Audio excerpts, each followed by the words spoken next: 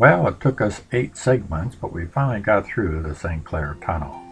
And while we're in this area, let's take a look at a couple other things. First of all, this building in the foreground, that's a Detroit Edison substation, and that was originally designed and made for the Port Huron electric trolleys. And as we continue going south, we come to the old tunnel powerhouse, or at least what's left of it, the front of it. And of course, we've already looked at this in the other videos, but this is what it used to look like. But today it's known as the Seaway Terminal. The Port Huron Terminal site, that area that it's located on, has been a part of commerce along the St. Clair River for almost 185 years. The 19th century of development for Michigan was basically dependent on water transportation. Port Huron, even in its undeveloped early years, played an instrumental role in the growth of Michigan and surrounding states. Over the years, the site has had various owners and types of business. The first one that we have a record of is the Wolverine dry dock. A dry dock served two purposes. One was to repair ships, and the other was to build ships. And you see this is the case in this advertisement for Port Huron Dry Dock, which was at the foot of Quay Street. It says Port Huron Dry Dock Company, but then it also says shipbuilding. Wolverine Dry Dock set actually north of the old powerhouse, or as we know it now, the Seaway Terminal. It's located right here, as we can see from this map, just about directly across from Jenkinson Street. And part of that dock is still visible today. If we hook up with our old friend Mr. Google, and we look down on it, if we look inside this red triangle where that darkness at the water is, that was the Wolverine Dry Dock. There were actually two different types of dry docks in Port Huron. There was the permanent dry dock, which is shown here in this picture. On the left you see the Black River, in the foreground, in the front you see St. Clair River, and the number 15 is the dry dock that's cut into the ground on a permanent basis. The other dry dock is what they call a floating dry dock, and that's what the Wolverine dry dock was. Notice on this map the shape of the dry dock. It looks like a ship, it has a bow in the front and so forth. And that's because at one time it was. The name Wolverine came from the Wolverine ferry, which was one of the first ferries that went across the St. Clair River from Port Huron to Point Edward. This was the ferry that was attached to the 1,000-foot chain, and they put a windlass on the front of the ship and they would crank their way across. And if you've got really good eyes, you can see on this map it says floating dry dock. In this map that was dated 1903, we can also see the floating dry dock is a little clearer here. And then we also see their outbuildings, the lumber sawmill and the storage and so forth that's shown. And we have an old photograph shown here of those buildings, this one from a little higher elevation and this one from ground level. And if you look in the background, you can see the Grand Trunk elevator. This is a photograph of the Wolverine dry dock, but it looks like it's been taken away after its heyday. It looks a little dilapidated. One of the main products that they manufactured during their glory years, the late 1800s, was the life-saving boat. It was a self-bailing life-saving boat, and it was also self-righting. So it was quite an accomplishment for them, and they built a lot of them. The dry dock near the tunnel wasn't the Wolverine dry dock's first site. Their first site was up on Merchant Street, actually between Michigan and Ford Street, as you can see from this map. This is only a couple blocks from where I used to live. But the dry dock was before my time. On a side note, let's look at this area here. This would have been the area that would have been, the cars have been traveling going over the railroad tracks. And back when I was a boy, this was more pronounced. It's more like a viaduct. You kind of went up a hill and down. Not a pronounced hill, but it was a higher elevation. In the 1911 map that we looked at, that viaduct was on the map. It said it was solid cement. That was in 1911. But on the 1903 map, as you can see right here, you can see that the viaduct was a wooden viaduct. So I thought that was quite interesting to have a wooden bridge, more or less, to be over those tracks. After that, the J.E. Miller and Sons ran the tunnel fuel dock from 1897 until 1926. They were dealers in hard and soft coal of all kinds and all sizes. This was the start of using the terminal site as a coal dock. Where the clean terminal buildings are now, coal piles once stood as high as a two-story house. The tunnel fuel dock also boasted of having the only woman operating a fuel dock on the Great Lakes, Mrs. J.E. Fellow. And according to this announcement, it looks like she worked with her husband previously and then he died and they appointed her manager. The Miller Coal Company was sold to the Cleveland Cliffs Iron Company in 1927. It was operated as the Port Huron Coal and Dock Company until 1954. And the Island Creek Coal Company operated the business from 1954 until 1956. During this period, the loading and unloading of coal was considered an event. Some said it was a dirty business, the coal business, and did not belong in the middle of a residential neighborhood. The dust entered the cracks of 1,000 neighborhood windows.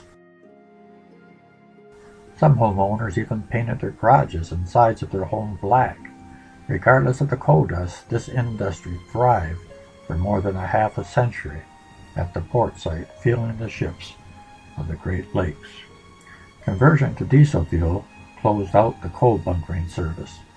On March 12, 1956, the then City Commission of Port Huron granted City Manager J.F. Gibbs permission to buy the land fronting on the St. Clair River, known as the Port Huron Coal and Dock Company, for $27,500. This purchase gave the city 445 feet of industrial waterfront. In this photograph here, it looks like the North American cruise ship is stopping to get some coal. And if you look on the upper right-hand corner, you can see where it says Port Huron Coal Company. Now here's something you don't see every day, a submarine docking in Port Huron, the USS Torse. It looks like it was giving tours of the ship. During this time, work was being done on the St. Lawrence Seaway. After 62 years of debate, Congress finally reached an agreement with Canada to build the Big Ditch. The Seaway eventually unlocked the Great Lakes to world trade. It has been called an American legend, and some say it compares to the Great Wall of China and the pyramids. It took 15,000 workers 5 years to build and cost about $1 billion. Work started in the summer of 1954. The project involved building miles of canals, 7 locks, 5 Canadian and 2 American, and a power project capable of generating energy equivalent to 2.2 million horsepower. I never realized what a big deal this was until I saw this in the theater.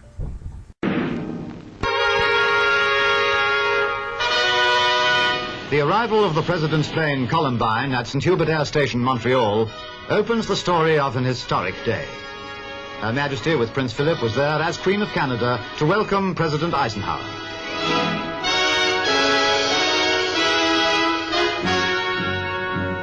The very friendly greetings were followed by airport ceremonial before Her Majesty and the President drove off together. The occasion was unprecedented, a peacetime combined operation. The official opening of what is probably the greatest engineering feat of modern times.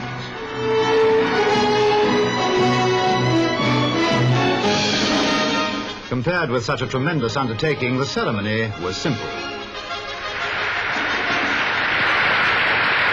The Queen referred to the Seaway as a monument to the enduring friendship of Canada and the United States.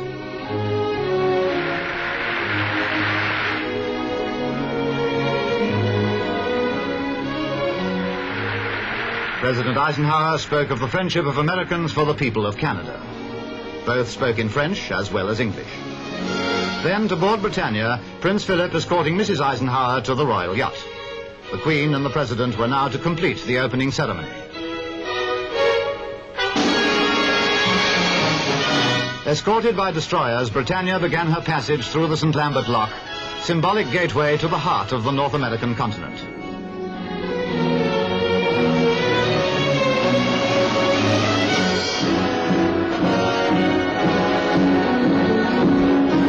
It was the beginning of a 5-hour voyage on through the St. Lawrence Seaway. A voyage that marked the realization of a project that had been little more than a dream for half a century. This was the climax of the work and planning that had built the Seaway, which together with the hydroelectric scheme had cost over £350 million.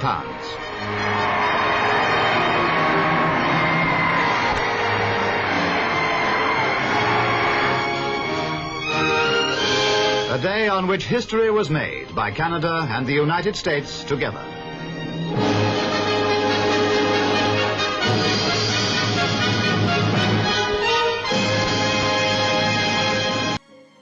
Although the Queen and President Eisenhower started off the cruise together, Eisenhower didn't stay for the whole cruise. He left early, but the Queen continued and went all the way down the St. Lawrence Seaway, and she went down the St. Clair River, and also she stopped at Sarnia. And we've got some pictures here of that event. Here you can see their yacht going down the St. Clair River, and that's Port Huron in the background. And the folks lining up on the streets of Sarnia to see the Queen and her husband drive by. And in these next two pictures, you can see the limousine going by with the Queen and her husband in it. An exciting time for the folks in Sarnia. Opportunity was knocking on the doors of Port Huron when the St. Lawrence Seaway opened. No one on the Great Lakes had a better location than this city. Port Huron had a prime and available docking area. It moved quickly to share in the economic opportunities created by the St. Lawrence Seaway when it opened the Great Lakes to ocean freighters. On June 10, 1959, construction of a warehouse and dock for the Port Huron terminal began. In the summer of 1959, with construction scheduled for completion later in the year, the city prepared a proposed operating contract based on contracts used at other publicly owned ports of the Great Lakes. Operators for the ports were sought by advertisement in the Wall Street Journal, Journal of Commerce, and similar publications. The city fully expected a brisk competition among existing Great Lakes and East Coast port operators for the opportunity to operate in Port Huron. Not one single application was received by the city. The city had to face a reality. The port operation and development involved risks that had to be assumed locally. Well, to make a long story longer, 5 local men finally did step up and make a proposal to the City Maritime Commission to lease and operate Port Huron's Seaway Terminal. These 5 men were Robert Jack McIntosh, a local attorney and former 7th District Congressman, William G. McAbee, a customs broker and freight forwarder, Carlton Pritchard, owner and operator of Earl Smith Trucking, and William R. Neal, also a customs broker and associate of Mr. McAbee, and Alan Stevens, owner of Alan Stevens Trucking. On May 2, 1960, the first ship, the Elise Schulte from Germany, pardon my German, was loaded with 1,625 tons of beans destined for London, England. The port of Port Huron was officially in business. The years from 1960 to 1970 were marked by tough competitive efforts, but they were with reasonable success. The port handled bagged beans, Volkswagens, military cargo, steel, and general merchandise. It later became apparent that the basic cargoes in volume were navy beans for export to England from the Thumb, wood pulp from Europe for the local paper plants, and newsprint from Canada for the Times Herald. By 1970, Port Huron was known to the shipping industry as the Bean Port, or the Bean Dock, because of the export volume of navy beans. In those days, the port serviced as many as 50 ships in a season, and in the fall rush, the port had as many as 200 people on the payroll who were loading out bagged beans. Here we see the Canadian steamer Calgadoc unloading wood pulp to be utilized by local paper mills. The copper billets that you see in the foreground were part of a cargo from Yugoslavia for the Mueller Brass Company. Progress continued, and the 70s saw a trend to larger ships that were handling 16 to 20,000 tons of cargo instead of 3,000 to 4,000 tons. Container service from the East Coast ports were putting major economic pressure on the Great Lake ports. By 1975, the port was handling minimum cargo. The beans had been shifted to containers. Price fluctuations had made European pulp non-competitive, and water movement of newsprint from Canada was marginal. It was obvious that a port such as Port Huron was not viable if operated as a general cargo port exclusively. Faced with the choice of closing or restructuring the port to handle bulk agricultural exports, the port opted to convert to a bulk cargo facility. This required the purchase of the storage ship, the Kinsman Enterprise. The 600-foot ship was docked in front of the port site and doubled the terminal storage capacity. During the 10-year period this ship was at the terminal, volunteer workers obtained many artifacts for Port Huron Museum of Arts and History Marine Gallery. Our recreated pilot house in the gallery was constructed partly of materials from the pilot house of the Enterprise, including the oak paneling, steering stand, radio direction finder, and chart table. They also donated gallery equipment, pots, pans, and dishes for the galley of the lightship Huron. The terminal never reached the expectation of its owners. In 1999, the upper level of the storage area was consumed by fire. It was at this time Jim Atkinson, local philanthropist, seized the opportunity to purchase the terminal company and began negotiations with the city of Port Huron to purchase the waterfront property the city leased to the terminal company. Once citizens of Port Huron gave their overwhelming support to the sale, Atkinson Ventures began the process of renovating the facility. 1,000 feet of cement deck was placed on new steel understructure. Shoreline power was replaced at strategic locations along the river's edge, and stainless steel railings were used to complete the look of the new dock. Both warehouses were remodeled and an elevator placed at the rooftop parking to make the dock area accessible for everyone. And it hosts such things as class reunions, anniversary party, graduation parties, weddings. As you can see right here, it looks like they had the wedding on the dock, and the reception looked like it was in the event center at the old warehouse. And in this photograph here, we can see that there's a motorcycle event. Besides the events that would be taking place at this location, Mr. Atkinson's vision was to have, when the tall ships come, they would be able to dock there, and perhaps even cruise ships if it were deemed possible. I would like to end this video with a Times Herald editorial article that Mr. Atkinson wrote, and I think you'll find it quite interesting. I'll put it on here and scroll down so you can read it all by pausing the video. It talks about his boyhood and his relationship with the Seaway docks, or at that time the coal docks, and he lived about a half a mile from there, and it's all covered in this article. I think you'd enjoy it. But there's something toward the end of the article I would like to read myself for you. He says this: when fire destroyed the upper levels of the terminal storage shed and crippled the facility for storing beans, I seized the opportunity to add to my new redevelopment project already underway just to the north. In my opinion, Port Huron needs no more waterfront consumed by municipal activities and utilities, sewage plants, city office buildings, power distribution units, waterworks, railroads. I bought the Foundry and Terminal Company with a view to hosting tall ships and cruise ships on a regular basis, as well as visits by historic vessels, naval ships, and other watercraft of interest to our citizens. It should be a natural supplement to the development plan for the rest of Desmond Wharf area, and I'll feel like a kid again. Some of you may have noticed that my voice changed someplace along this video, and it did. I've had a throat problem, and I record this at different times, and so I apologize for that. But by the next video, it should be okay. And we'll just mosey down military and see what else there is to see.